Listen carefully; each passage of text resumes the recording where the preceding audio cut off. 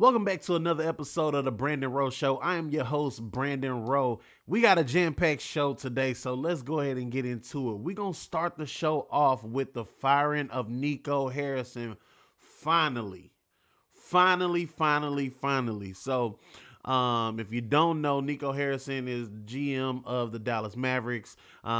He traded Luka, you motherfucker. He traded Luka, and it's been downhill from there. So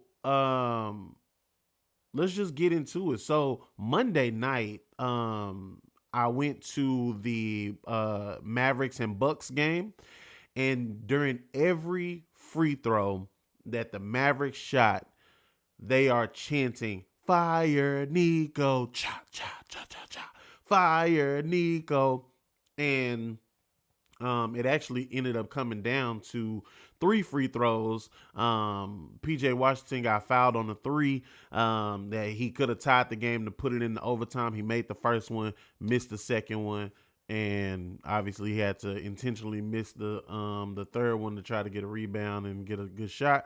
But he did not, and we lost. But I'm glad that they finally did the right thing. I don't know if y'all seen, but Patrick Dumont.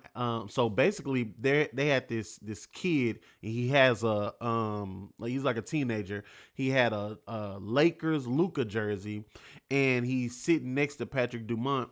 And basically, they're having this conversation. So what happened was the kid flicked off the owner of the team, and his dad made him go apologize.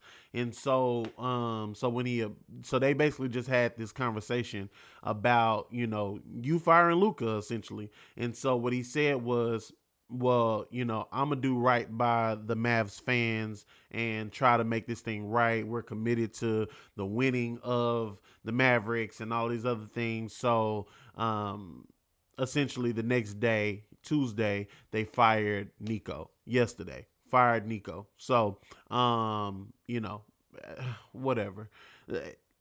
To me though, yes, but it's like, bro, like, this shit just pisses me off. But if I'm being honest though, I want Kid gone too. I want Kid gone. I want somebody to come and buy the Mavericks again. Like, I want everybody around trading Luka to be gone. Like, everybody to be gone. Like, they saying that he had this idea. As far as Nico had this idea, he was the one who brought it to the ownership group. He's the one who convinced Jason Kidd of it and everything like that. But whoever signed off on it, I'm sorry, y'all gotta go, bro. Like, you gotta go. They talking about basically when this new ownership group came in, and the Mavericks went to the NBA Finals, Patrick Dumont, which is the owner, was looking at Nico like he was a basketball savant, like whatever he say is Bible, right? And so that's why he trusted him to trade Luka. There were basketball insiders or Maverick insiders saying that essentially the owner did not know what that would do to the basketball fans, the Mavericks fans, if they traded Luka. Like, nigga, what? Like, come on, bro. Like, that shit just pissed me off so bad. But Nico finally gone. I don't know if he ever. I don't know if he get another job, bro. Like, I'm sorry, bro. Like, that shit there is crazy. You traded Luka in his prime, in his prime, for diminishing assets. Like, shout out to AD, but bro, like, he's been hurt. And we knew this, right? Like, this ain't nothing new. Like, we knew he was gonna be hurt. So, we traded for street clothes and got street clothes. You know what I'm saying? So, And then it don't make it no better that Luka has been losing his fucking mind this season. Like, I really hope he get him a chip because Luka has been losing his mind this year. Obviously I'm still hurt behind that. But I want y'all to let me know if y'all think that the damage is already done or can we right the ship? Do y'all want to see Kyrie, AD, and Cooper Flag healthy and get Lively back and everything like that and see what we can really do with the healthy Mavericks team? But y'all let me know in the comments if y'all think that the damage is already done. Kind of switching gears, should we rebuild? Like, are the Mavericks in like a rebuilding stage? Like, should we get rid of Kyrie? Like, just have a fire sale, okay? Get rid of Kyrie, get rid of AD, and see what we can get for him and build again around Cooper Flag. I'm not gonna lie to you. I'm not the biggest college basketball guy, right? So I knew who Cooper Flag was, but I didn't know who Cooper Flag was. And when I went to that game Monday night, I was like, okay. I get it. I get it. So that was, that's his highest scoring game. I think he had 26. He was balling and he's just everywhere. He's getting blocks, he's getting rebounds, he's scoring, he's making the right pass, making the right play. Like, he looks legit. And he's only 18 years old. So I don't know. Like, y'all tell me what y'all think. Should we go in rebuild mode or, should we try to rock it out, get everybody healthy and see what we can do? All right. So let's move over to the NFL. Trade deadline was last week, and we had a midseason firing. The Giants got rid of Brian Daboll. He gone. So the crazy thing with Brian Daboll was I said at the beginning of the season, I was like, yo, his ass is out of here. But then when Jackson Dart and Cam Scatterboo was balling and Malik Neighbors was balling, I was like, damn, they might have saved his job. But then Neighbors get hurt, Scat get hurt, Dart get hurt. Hey, fam, you gotta go. You gotta go. He was 20, 40, and 1. 20 wins, 40 losses, and 1 tie in his time with the Giants. I'm sorry, bro. You gotta go. And then, you off to a 2-5 start now. Like, come on, bro. This is New York City. You gotta go. You gotta go. But I don't like that they didn't fire the GM too. His ass need to go too. Joe, I don't know how to say his last name. Scowen, maybe Showing. I don't know how you say it, but Joe, you got to go. Cause your ass could have still had fucking Saquon Barkley, but you decide to let him walk. You let him walk and he go and ball the fuck out. This ain't no Zeke situation where Zeke was, I love you, Zeke. Zeke has been my favorite player for the past, I don't know how long, since 2016 when he came into the league. That's been my favorite player. But it was time, right? But Saquon clearly got a warranty on them legs or something. I don't know. But I don't know if he going do the Kobe Bryant, regenerating his blood. I don't know what he doing, but them legs is still fresh. And he got a lot left in the tank, look like. So he went out and, did everything that he's done for the Eagles. And, I feel like that's a grave mistake of letting him walk out that door. But hindsight is 2020. So they just didn't want to pay him. But I feel like the GM got to go too, if I'm being honest. And then also, shit, you let Danny Dimes walk out the door. So now, okay, we got to look at the Giants, right? Because if you had Daniel Jones, and he sucked with you, right? He sucked with you. He had flashes, few moments, but he sucked with you for the most part. And then he goes to the Colts. He looked like a completely different quarterback. Completely different. So whether that's because of the personnel around him, obviously he had Jonathan Taylor. So imagine you could have had something similar with him and Barkley. But now it's him and Taylor that are lockstep, and they balling out. You know what I'm saying? So I think the Colts are also an 8-2 start type shit. Like, you know what I'm saying? So I just feel like the Giants really need to clean house, if I'm being honest. Like, they just need to clean house. But I mean, y'all can tell me who can y'all see filling that vacancy in New York? Like, who do you even really want to go there? You know what I'm saying? Like, it's tough, but I think next year, obviously, when everybody get back healthy and things like that, that we can really see what the Giants are made of. But yeah, it's y'all tell me in the comments what y'all think of who should fill that vacancy in New York.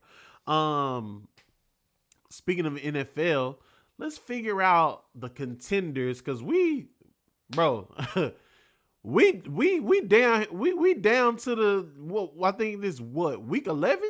We in week 11, I think week 10, week 11. So it's we look in the playoffs, right? So playoffs, yeah, we look in the playoffs now. So it's time to figure out who's contenders and pretenders, right? So let's just go ahead and we're gonna start in the AFC.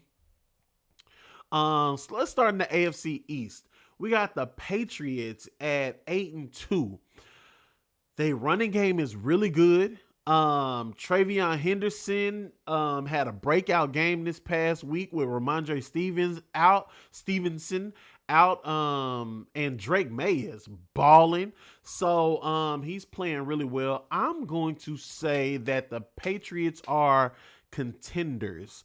The Bills. Bills are also atop of the AFC East at 6-3, and okay, this is my thing with the Bills.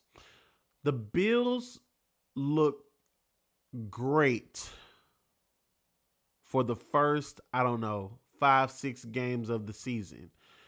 It's been a little tough sledding, and they've been winning, but they look a little funny in the light. They looked very pedestrian against the Dolphins this past week. They couldn't throw the ball, couldn't run the ball, couldn't block for nobody, couldn't stop them niggas on defense. Like, what the fuck is going on? I don't know if they overlooked them. Would they consider that a trap game? That's a division game. Like, you got to know your opponent, right?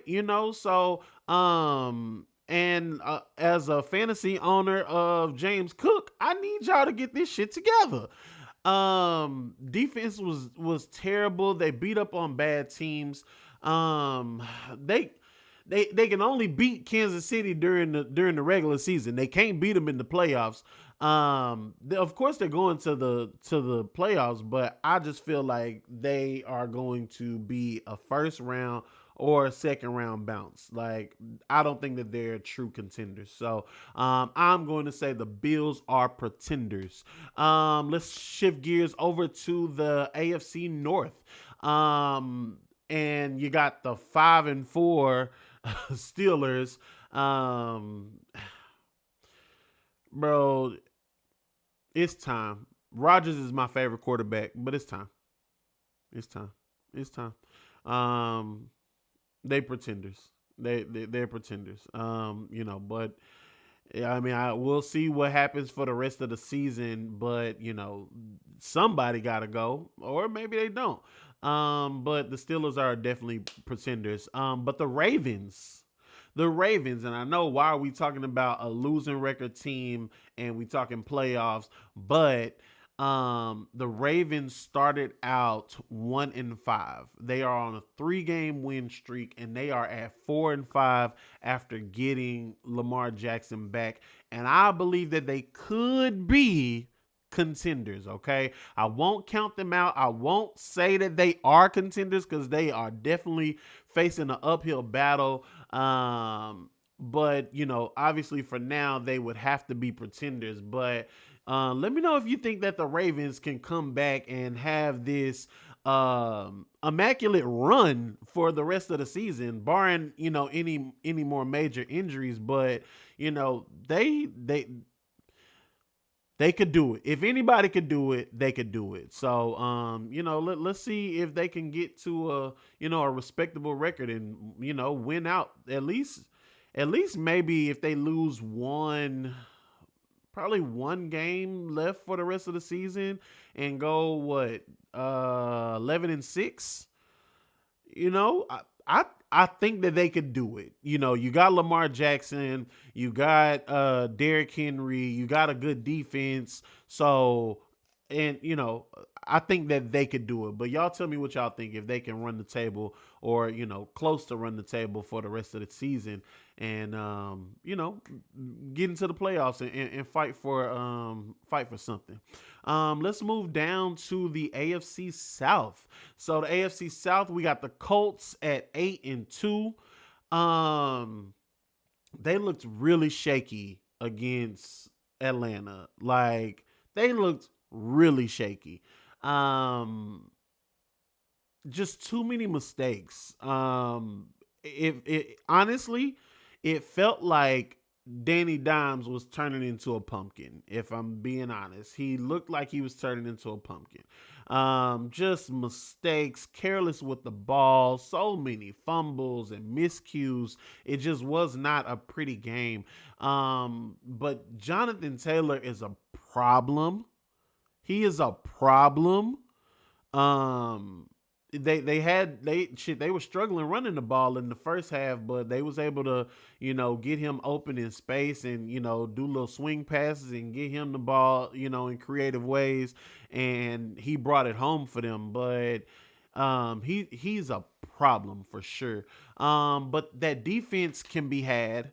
But the addition of Sauce Gardner, I was about to say Sauce Walker. But the addition of Sauce Gardner definitely strengthens up that defense. And but they only beat two teams with a winning record. Like, they beat the Chargers and the Broncos. Like, and they had 7-point losses against the Steelers and the Rams. So I don't know. I don't know. Um, the only teams that they should be giving issues is the Chiefs. They got Chiefs in 2 weeks, and they got the Seahawks on December 14th. So, like, those are the only two teams that really should be giving them any issues for the rest of the season. And I mean, they also play the Niners, but we'll see. Let's revisit this when they get to the playoffs. But, like, they're going to the playoffs, barring, once again, any major injuries or anything like that. But at 8-2, you would think that they're going to the playoffs. But I'm gonna actually say that they pretenders. I don't think that they contending for the Super Bowl. And that's what we're talking about, right? Like, who can make a deep playoff run, like AFC Championship, like going to the Super Bowl. I don't see it for the Colts. Like, they ain't beat nobody, and then their record is super weak moving forward too. So I'm gonna say that they are pretenders. Let's move on to the AFC West, where you got the Broncos at 8-2. Bo Nix, Bo Nix has been playing like doo doo. Boo boo, boo Nix. Like, he has not been playing good, but they found a way to win. If we're being honest, they found a way to win. But once again, they ain't played nobody either. They beat one team with a winning record, which is the Eagles. Started out 1-2, ran off 7 straight. But they still got the Chiefs twice. They got the Chargers, Green Bay. And as far as teams with a winning record go, I'm sorry. Like, I gotta say that they pretenders. Like, they go into the playoffs, but probably a first round bounce. Okay. Chargers. Let's go to the Chargers. Chargers in the AFC West. 7-3. I really like the Chargers. Dare I say they win the division? Dare I say they win the division? They already got a win against the Chiefs and the Broncos. But they did lose to the Commanders, Giants, and Colts. Okay. Like obviously the Colts is a good loss. Like, no qualms, there, but losing to the Commanders and the Giants, but I think that the Chargers should win that division or could win that division. Now, can we ever truly count the Chiefs out though? Can we truly count the Chiefs out? The Chiefs are at 5-4, third in the West, but with their schedule, with the last 8 games, they really can go 7-1. They really could go 7-1 and win this division at probably 12-5. This is a crazy division, like between the Chiefs, Chargers, and Broncos. But can we really count the Chiefs out? I don't know. But I'm going to say that the Chargers win the division, but the Chiefs will go further in the playoffs. So I'm going to say Chargers pretenders, Chiefs contenders, because I cannot count the Chiefs out. Let's move over to the NFC. NFC will start in the East.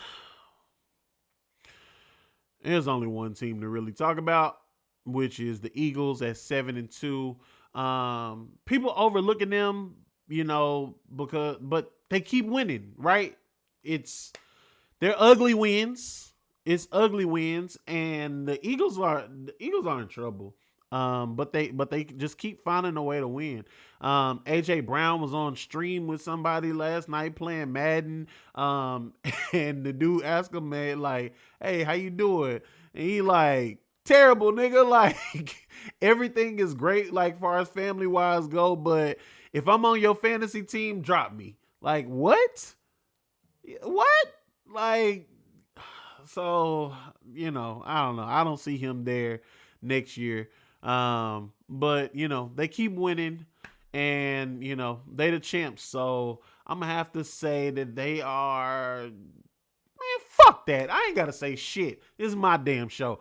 Fuck the Eagles, and it's still fuck the Eagles. I don't give a fuck what your record is. Fuck them hoes. Next, the NFC North. Let's talk about the Lions. So the Lions,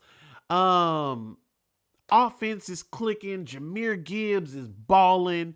Defense is clicking. And they lost a D coordinator and a O coordinator, and it don't look like much is really missing. Jared Goff is playing really good, so I'm gonna say that the Lions are contenders, and I really put them in the top 3. I think they're probably the number 3 team in the NFC. We'll get to the other 2 in a little bit, but I'm gonna say that the Lions are contenders. The Bears. Who would have thought that we'd be talking about the Bears right now?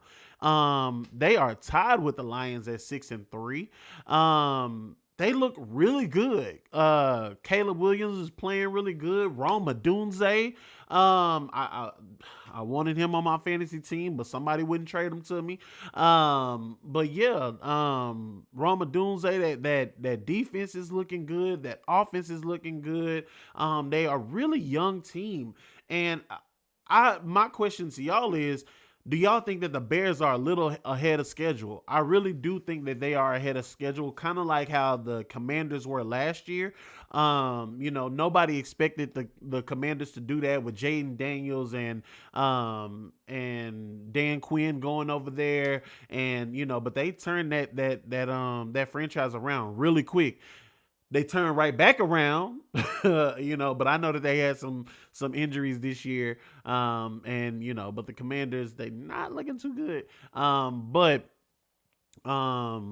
Bears, I think, are a little ahead of schedule. They're a good team, a good young team with a first year head coach. And but they just not there yet. So I'm gonna say, and the Bears may make it into the playoffs. That's not what I'm debating here though. But are they making a Super Bowl run? And I say no. I'm gonna say that they are pretenders. The Packers at 5-3-1. Get the Packers the fuck out of here, man. Like they're regressing. Like, from the past 2 years, they just been so inconsistent. Like I thought the addition of Micah would kind of push them over the top.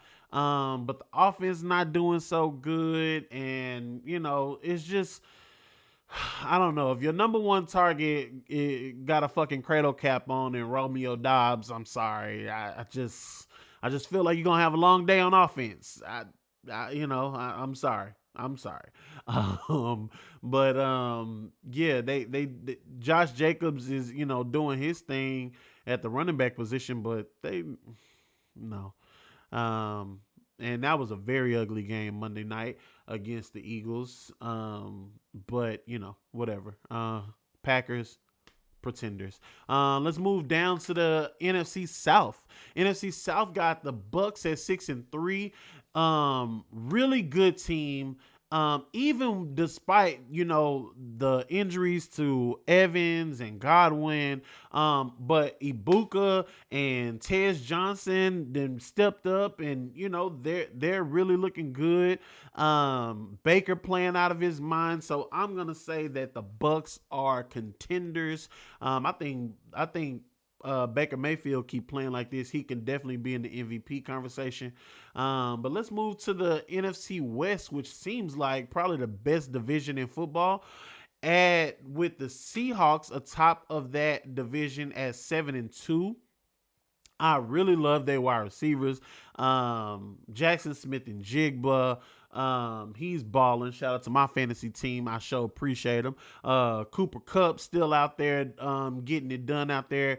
Sam Darnold playing really good. I really like these quarterbacks that didn't have success in the beginning, but then they turned it around, and maybe they went to a different team, and they got some new blood, new personnel around them, and Darnold is really looking good out there. They running the ball well. Charbonnet, Kevin Walker Jr. and I mean Kenneth Walker Jr. or Kenneth Walker the third. Why I keep calling this nigga the junior? Kenneth Walker the third. And that defense is good. So if I'm being honest, I really do expect them to win the division. I really look at them having that number one seed in the NFC, and I look at them having that first round bye in the playoffs. They are the team to beat in the NFL. Now, if I got them at 1A, the Rams are at 1B. The Rams are right there at 1B. They are set. And, obviously, I look at Seahawks as contenders. The Rams 7-2. Second best team in the NFL, in my opinion. So there we go. Speaking of that hierarchy right there, we got. I personally think that the Seahawks are number one team in the league. The Rams are number two. And then I put the Lions right at number three. But yeah, the Rams just keep finding ways to win. They just keep finding ways to win. They run the ball good with Kyron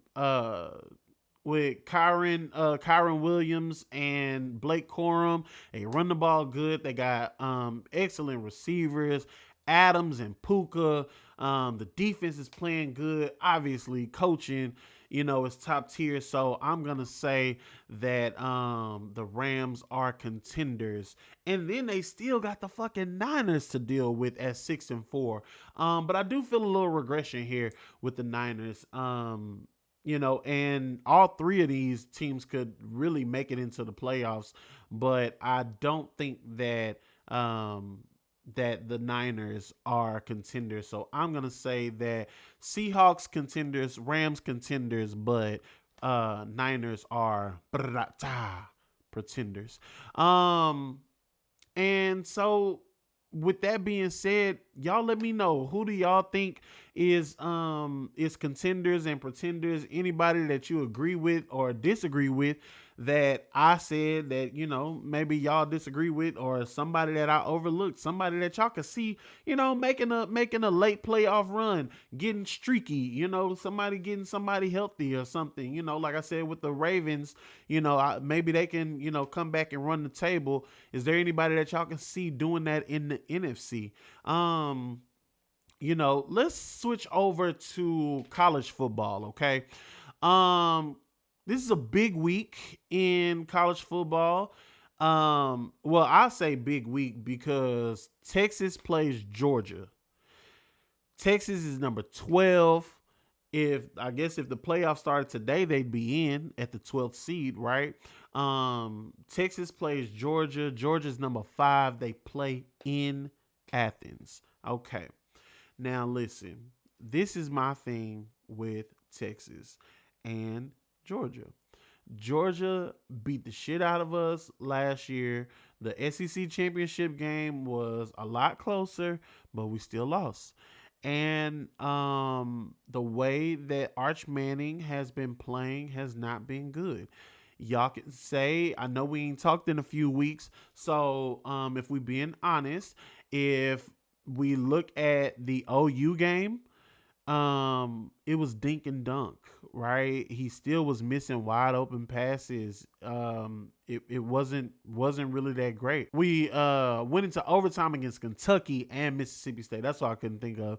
Kentucky. But yeah, like it's just they just haven't been playing good, right? Like you should not have to go into overtime against Kentucky and Mississippi State. You just shouldn't. Like, and then you only win by 3.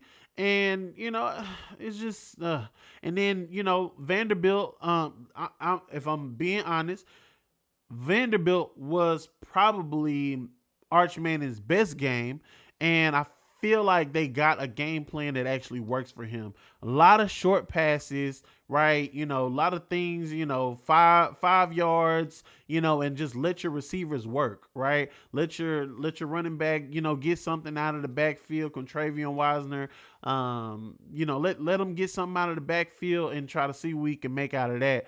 A lot of dinking and dunking, but because he's just not been that great. But I feel like I said, I feel like Vanderbilt was probably his best game. Yeah, let's see. They have to win. It's sad to say that I say that they have to win out, but I'm sorry, you can't. Okay, they're 7-2, and they lost one game in the division, right? You can't lose to Florida, but you've already lost to them.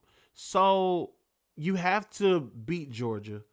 And then we got Arkansas, and then we got A&M to end the season with.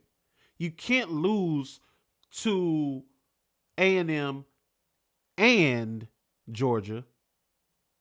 And I don't know if you even get into the playoffs with 3 losses. Even though your 3 losses would be either Georgia, Ohio State, and Florida, right? Like you losing to Ohio State first game of the season, that's not even a conference game. So I think that the committee would actually be friendly towards that for you even scheduling that for the first game of the season, right? And you lost, but you played good, right? You played good. The game was 14-7. So, it's not like you went in there and got blew out, but losing to Florida is the biggest issue, right?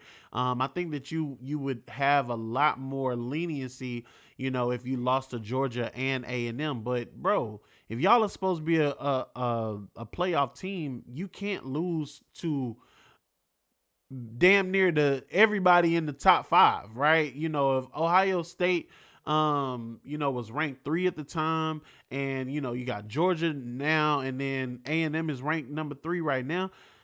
You can't lose all of those games. So I think Texas has to win Georgia or A&M, and I think that they need to really win both, if I'm being honest.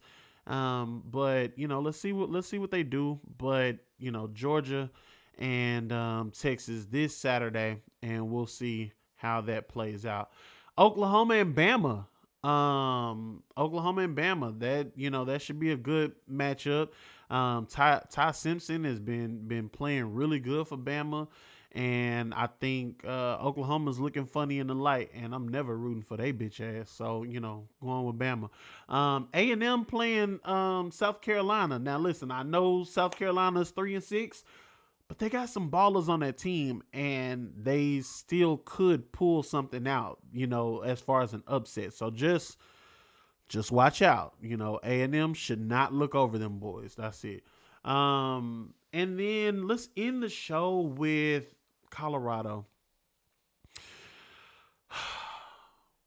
It's sad for me. Deion is one of my favorite people. He was my favorite player when he played. Anything he does, I'm paying attention to it. I watched the TV show back in the day. I follow him on social. I watch the YouTubes. I like Deion is my guy, right? So it's just crazy to see where Deion, Shador, Shiloh, and Travis are all a year later, right? Like just a year later. Deion's having health issues, so hopefully, he can get back to full health and everything like that. And, prayers for him and the family, with that. But like, you've gotten your kids to the pros, and, someone that you look at like a son, to the pros. Do you want to keep doing this? That's really the thing, right? You already rich, so it ain't that, right? But I understand that people like him, are also purpose driven, right? And if you feel that coaching these young men and getting them to the next level is your purpose, then I think that he keeps doing it. But I don't know. It's just like why what I'm saying, it always leads back to your why, right? So and I obviously hate what's going on with Shador, that they just won't let him touch the field for whatever reason. I think that he gets some, I think he ends up getting in, because Gabriel is not getting it done. He's no. So I don't know. And then Shiloh. Listen, if Shiloh don't do nothing in the NFL, that's fine. His personality is amazing. Like I be watching him on stream, watching his YouTube videos. So Shiloh gonna find his way. He gonna he gonna find a way to make some money. So I don't have no issues with Shiloh. Or I feel like he's gonna land on his feet for sure. And it's just sad to see, that Travis is out for the year. Um, what do y'all think? Do y'all think that he should continue playing both sides of the ball, or do y'all think that he should just pick one? That's a lot on those knees, man. That's a lot on those knees, and you already got an LCL injury. I don't know, man. I don't know what they do. If they force him to choose a position, or they're gonna make him play one or the other. But it's just sad to see where that whole family dynamic is a year later. Ain't no concerts after the wins. Ain't none of that. You know what I'm saying? And Colorado just ain't been looking good, right? Lewis, Salter, they got inconsistent quarterback play. Defense is, always kind of been questionable. That O line has always been questionable. So, we'll see. We'll see what the future holds for them. But I appreciate y'all for tuning in to another week. I'm going to get more consistent with these. I got people holding me accountable to it, so I'm going to get more consistent every week for the rest of the season. every week for the rest of the season. Y'all hold me accountable too. Make sure y'all follow me on. Give me a subscribe, give me a like, give me a comments on YouTube, The Brandon Rowe Show. Make sure y'all follow me on TikTok at I am Brandon Rowe and on Instagram at I am Brandon Rowe. Thank y'all for tuning in to another episode of The Brandon Rowe Show. I'm out. See y'all next week.